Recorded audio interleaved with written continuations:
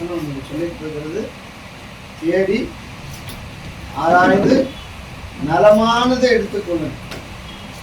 இந்த வேத வசனம் இருக்குன்னா இந்த வேத வசனத்தை தேடி ஆராய்ந்து நலமானதை பிடிச்சு கொள்ளணுமா நம்ம.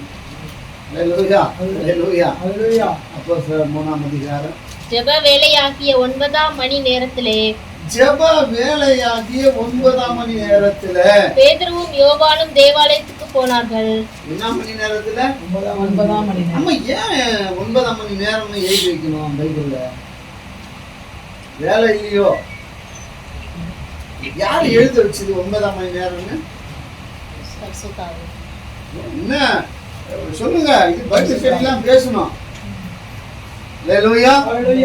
யாரு எழுதி வச்சது? ஏன் என்ன விஷயம்? 9ஆம் மணி வேலையில தான் அவங்க ஆரம்பிக்கிறாங்க ஆலயத்துல. அப்ப அந்த ஆரம்பிக்கிற நேரத்துல கரெக்டா போயிட்டு இருக்கிறாங்க இவங்க. எதுக்கு குறிப்பிடுகிறது 9ஆம் மணி நேரத்துல? நித்திய ஜீவனுக்கு நம்ம போக போறோம். அந்த உணர்வு, அந்த அறிவு நமக்கு உண்மையாகவே இருந்தா நாம உலகத்துக்கு கொடுக்கிற நேரத்தை ஆண்டவருக்கு முதல்ல கொடுக்கணும். தாகம் உள்ளவங்க தான் கட்ட தண்ணீரை ஊற்றுவாரு. சும்மா இருக்கிறவங்க மேல வாப்பா இந்தாப்பா தண்ணி குடிப்பா கொடுக்க மாட்டாரு. ஆண்டவர் யார் தெரியுமா? அவர் வாசற்படியில நின்று கதவை தட்டுறாராம். ஏன் அப்படின்னா படிச்சுட்டு உள்ள வர முடியாதா? சொல்லுங்க, ஏன் தட்டுறாரு கதவை? எப்பா உள்ள இருக்கிற ஆளு திறந்தீங்கன்னா தான் நான் உள்ள வருவேன். உள்ள இருக்கிற ஆளு திறந்து வாங்கன்னு கூப்பிட்டா தான் வருவேன். நீ திறக்காம பார்க்கலாம் அப்படின்னு இருந்தீங்கன்னா சீயோன் குமாரத்தியுடைய காரியம் தான் நடக்கும். என்ன நடந்துச்சு தெரியுமா? தட்டாராம். சீயோன் குமாரத்தியே கொஞ்சம் திறமா கதவு. அந்த அம்மா உள்ள இருந்து சத்தம் வருது. என்ன தெரியுமா? இப்பதான் நான் நல்லா என்ன பண்ணேன், நல்லா குளிச்சிருக்கிறேன். இப்பதான் நான் என் பெட்டு மேல படுத்திருக்கிறேன். பெட்டை விட்டு கீழே இருந்தாலும் காலு என்ன ஆயிடும், அழுக்காயிடும் அப்படின்னு எல்லாம் யோசிச்சுக்கின்னு நம்ம உள்ளுக்குள்ளே பேசிட்டே இருக்குது. மறுபடியும் சொல்லுகிறார், என் நேசருடைய தலை பனியினால நனைகிறது. சீயோன் குமாரத்தை கதவை தர என்ன, இப்பத்தான் ரெடி ஆயிட்டு. எதுக்கு ரெடியான? யார பாக்குறதுக்கு ரெடியான? பாருங்க, நமக்கு எல்லாம் கல்யாணம் ஃபங்க்ஷனு அது இதுன்னு நம்ம கரெக்டா எல்லாம் ரெடியாகி கரெக்டா போயிடலாம். தேவ சமூகத்துக்கு மட்டும் ஏன் அந்த என்ன சொல்றது, ரொம்ப கேர்லெஸ்ஸா வர்றது? போறோம்னா என்ன நினைச்சுக்குவாங்களோ? யாரும் நினைக்கிறதுனால நமக்கு ஒன்றும் பரலவம் திறந்துருக்காது. கூப்பிட்டாரு வா அப்படி. அதனால நேசர் பார்த்தாரு, நம்ம கிளம்பிடுவோம், நமக்கு வேலை இல்லை அப்படின்னு சொல்லி கிளம்பிட்டாரு. கிளம்பிட்ட பிற்பாடு தான் இந்த அம்மா ஓடி வந்து கதவை திறக்குது. நேசர் எங்க இருக்கிறாரு? நேசரை காணும். நேசரை தேடி திருத்துருவான். என் நேசரை பார்த்தீங்களா, என் நேசரை பார்த்தீங்களா? ஏமா நாங்க பார்க்கல. கடைசியில நடந்தது என்ன தெரியுமா? நேசர் வந்து தட்டும் போது, அவர் கூப்பிடும் போது நீ கதை திறந்துட்டா உள்ள வந்துருவாரு. அப்ப என்ன செய்வாரு? உட்காந்து கேட்பாரு, சாப்பிடுவாரு நம்மோட. இப்ப நம்ம போய் தேடுது எல்லாம் காணும். கடைசியில் அந்த அம்மாவுடைய நிலைமை என்ன ஆனது தெரியுமா? கல்லர் கையில மாட்டிக்கொண்டு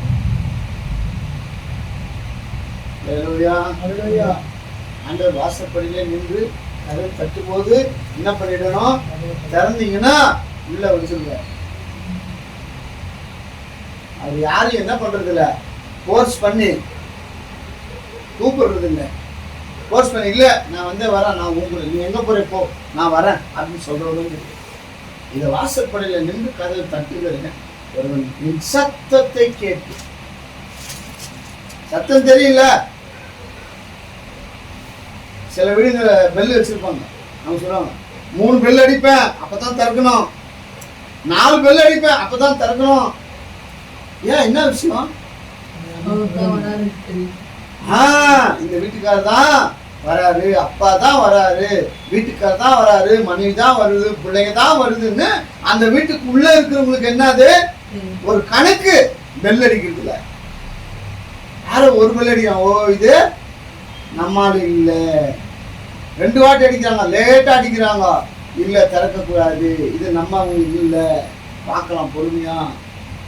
யோசனை செய்வாங்கல்ல, எல்லாத்துக்கும் ஒரு யோசனை இருக்குல்ல. அப்போ 9 மணி நேரத்துல மட்டும் கரெக்டா எப்படி போயிருக்கிறாங்க?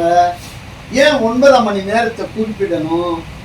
சரியா நேரத்துக்கு என்ன பண்ணிருக்கிறாங்க? வந்திருக்கிறாங்க, அதுதான் முக்கியம்.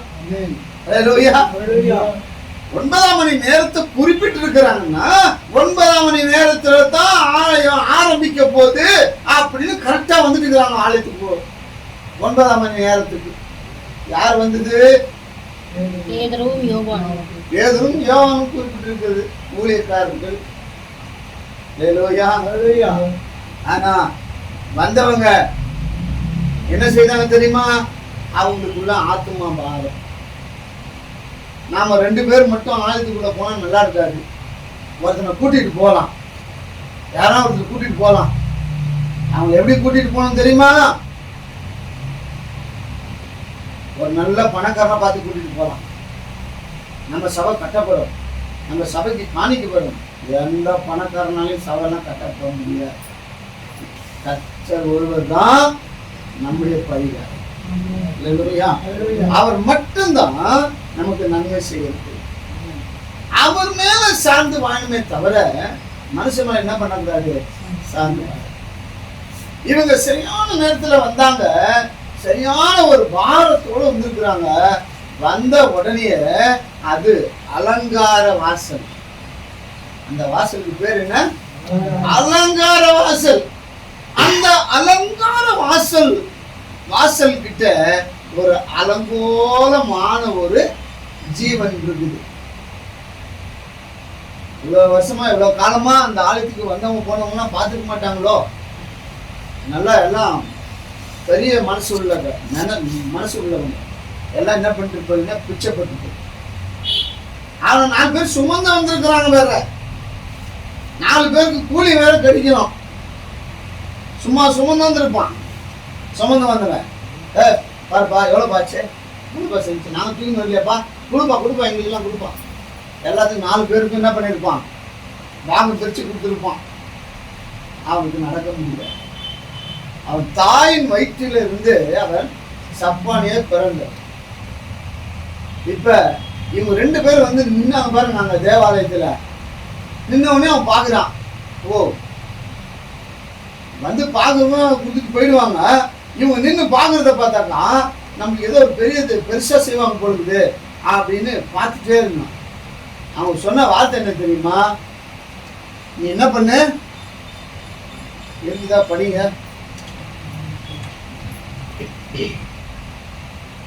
பேதுருவும் யோவானும் அவனை உற்று பார்த்து, எங்களை நோக்கி பார் என்றார்கள். அவன் அவர்களிடத்தில் ஏதாயிலும் கிடைக்கும் என்று எண்ணி அவர்களை நோக்கி பார்த்தான். அப்பொழுது பேதுரு, வெள்ளியும் பொன்னும் என்னிடத்தில் இல்லை, என்னிடத்தில் உள்ளதை உனக்கு தருகிறேன். நசரேயனாகிய இயேசு கிறிஸ்துவின் நாமத்தினாலே நீ எழுந்து நட என்று சொல்லி. உற்று பாருன்னு சொல்லும் போது வரவங்க யார் சொன்னாங்க? இது வரைக்கும் யாரும் சொல்லியிருக்க மாட்டாங்க. இவங்களை பாருப்பா, அவங்கள பார்த்தா என்ன பண்ணுவாங்க, நல்லா ட்ரெஸ் பண்ணி வந்திருப்பாங்க. ஒருவேளை போய் அது கூட போய் பிச்சைக்காரன்ட்ட கேட்பாங்களா? யாருன்னா நல்ல துணி பாருப்பா, எப்படி பார்க்குது பிச்சைக்காரன் வந்து நல்ல துணி போட்டு வந்துருக்கீங்கன்னாக்கா அவங்க சமாதானமாம்மா. ஒருவேளை அவன் சொல்லியிருந்தாக்குறோம் ஏதோ ஒரு 5-10 அதிகமாக கொடுத்துட்டு போயிருப்பாங்க. நல்ல துணி போட்டு வந்துருக்கேன்னு சொல்றான்ப்பா, நல்லா அழகா இருக்குன்னு சொல்றான்ப்பா பிச்சைக்காரன். சரிப்பா இந்தாப்பா அப்படின்னு போட்டு போயிருப்பான். உற்று பாரு அப்படின்னு சொன்ன உடனே அவன் நினைச்சிட்டான் ஏதோ பெருசா நம்மளுக்கு கொடுக்க போறாங்க போல தெரியுது. நினைக்கும் போது அடுத்த வார்த்தை சொல்றாங்க அவங்க, எங்க கிட்ட என்ன இல்ல, என்ன இல்ல,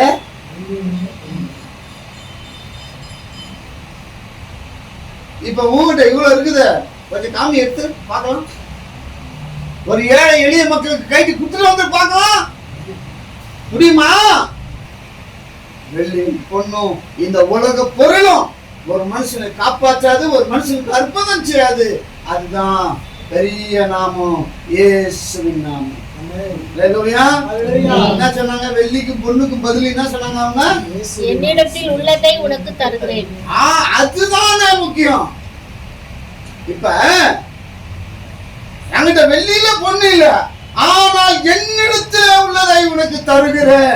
அது வெள்ளிக்கு சமானம் அல்ல, பொண்ணுக்கு சமானம் அல்ல. இந்த உலகத்தை நம்பி வாழ்ந்து இருக்கிறிய, உன்னை வாழ வச்சிருக்குது, டே வாழ்ந்த ஒரு நாள் தூக்கி வந்து உட்கார வச்சுட்டு அப்படியே போறிய. அந்த மாதிரி இல்ல, வாழ்க்கை மாறணும், நிலைமை மாறணும், இந்த உலகமே பேசணும் உன்னை குறித்து. ஆலயத்துக்கு வர்றது வரா மாதிரியே போறது, அதுவா? நம்முடைய வாழ்க்கை மாறணும், நம்முடைய காரியங்கள் மாறணும். இப்போ வெளியவே மாறுது. என்னிடத்துல உள்ளது உனக்கு வெளியில பொண்ணு இல்லைன்னாங்க, இதுக்கு மேல ஏதோ ஒண்ணு வச்சிருக்காங்க உங்களுக்கு உள்ள இருக்குது. அவன் பார்த்த பார்வைக்கு அப்படியே அசைல. இயேசுவின் நாமத்துல எழுந்து நடந்தவன் என்ன தெரியுமா பண்ணா? குதித்து என்ன பண்ணனா? படிக்குமா? உடனே அவனுடைய கால்களும் கரடுகளும் அவனுடைய கால்கள் கரடு முரடுகள் எல்லாம் டைட்டா புடிச்சு வச்சிருந்தோம். இப்படி தாண்டா நீ இருக்கணும், இதாண்டா உன் ஸ்டைலு.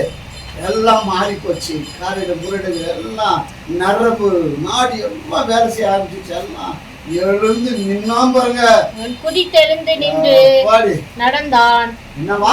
நடந்து குதித்து தேவனை துதித்து கொண்டு அவர்களுடனே கூட தேவாலயத்துக்குள் பிரவேசித்தான். குதித்து எழுந்து நின்றானா? குதித்து எழுந்து நின்றவன் சார் யா சாமி மாதிரி நல்ல வேலை பண்ணிக்க அப்படின்னு வீட்டுக்கு போயிடல. குதித்து எழுந்தவன் என்ன போனா வந்து கூட தான் போனோம். இங்க எல்லாம் உட்காந்தோம், நீ நம்மள பிச்சைக்கான ஆக்கிடுவானுங்க இவங்க 4 பேரு. அதனால இந்த 4 பேருடைய சவுகாசம் நமக்கு தேவையில்லை. இதோ தேவ மனுஷர்கள் இவங்க 2 பேர் போதும், இவங்க பின்னாடி போயிட்டு போவோம். உள்ள போயிட்டு இன்னொன்னு பண்றான், எகுறான் குதிக்கிறான். எப்பா பார்க்கிறாங்க தேவாலயம் அலங்கோலமாய் கிடந்த இவனா நடக்கிறான், இவனா குதிக்கிறான், இவனா தேவனை மகிமைப்படுத்துறான். யாரு பாகினாப்பா? அதாவது அவங்க சொன்னதெல்லாம் என்ன தெரியுமா? ஒரே ஒரு விஷயம்தான், இயேசுவின் நாமம். இந்த இயேசுவின் நாமத்தை அறிந்திருக்கிற நீங்களும் நானும் வேதத்தின் ஆழத்துக்குள்ளே போனமே தவிர வேறாட்டுமா? ஒரு வசனம் சங்கீதம் 23 எடுங்க. கர்த்தர் என் மேய்ப்பராக இருக்கிறார், நான் தாட்சி அடைவேன், அவர் என்னை புல்லுள்ள இடங்களில் மேய்த்து அமர்ந்த 12. ஐயோ பயம் வருது, பேய் வருது, பிசாசு வருது. 96 சங்கீதம் இருங்க. அது படிச்சுட்டு படுத்தோம்னா பேய் மெரிக்க. எனக்கு சொல்றது கூட அசிங்கமா இருக்குது.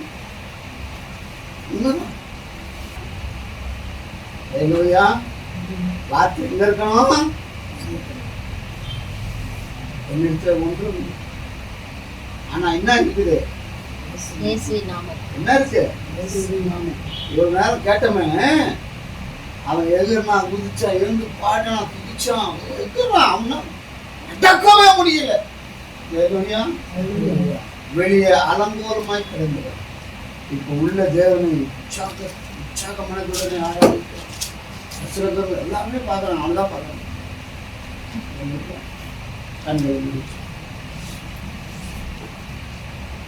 அலங்கோலமான என்னை அழகாக மாற்ற அடிமையின் ரூபம் கொண்டு அழகிழந்தி அலங்கோலமான என்னை அழகாக மாற்ற. அடிமையின் ரூபம் கொண்டு அழகிழந்தி மனம் வீசும் ரோஜாவாய் நீரிருந்து மதிக்கெட்ட என்னால் மனம் இழந்தி. மனம் வீசும் ரோஜாவாய் நீரிருந்து மதிக்கெட்ட என்னால் மனம் இழந்தி. உம்மை போற்றுவேன், உம்மை பாடுவேன், எந்த நாளுமே எந்த வாழ்விலே. எனையாடும் என் இயேசு ராஜா, அழகான சாரோனின் ரோஜா. எனையாடும் என் இயேசு ராஜா, அழகான சாரோனின் ரோஜா. அலங்கோலமான எங்களை மாற்ற அடிமையின் ரூபம் எடுத்து வா, இந்த நாமத்தை எங்கள் நெற்றியிலே வைத்தவரே உமக்கு ஸ்தோத்திரம். இந்த நாமத்தை சொன்னால் என்ன நடக்கும் என்பதை ஆவியானவர் எங்களுக்கு இந்த நாளிலே சொல்லிக் கொடுத்த வார்த்தைகளுக்காக தொடர்ந்து இந்த நாமத்தை நாங்கள் இந்த பொருள், இந்த உலக பொருள் மேலே சார்ந்து வாழாமல், இந்த உலகம் எங்களை ஏமாற்றுகிறது, ஆனால் உங்களுடைய நாமம் எங்களுக்கு விசேஷமான அந்த நாமத்தை சொல்லி அநேகரை உமது அண்டையில உமது அன்பிலே கொண்டு வர கர்த்தர்களுக்கு உதவி செய்யும், எனக்கு உதவி செய்யும். கூடி வந்த எங்கள் யாவரையும் ஆசீர்வதியும். இயேசுவின் நாமத்தில் ஜெபிக்கிறோம் நல்ல பிதாவே. என் ஆத்துமாவே முழு உள்ளமே என் ஆத்துமாவே கர்த்தர் செய்த சகல உபகாரங்களையும் ஆம். கர்த்தர் நம்மை ஆசீர்வதிப்பாராக. சமாதானத்துடனே போய்வோம்.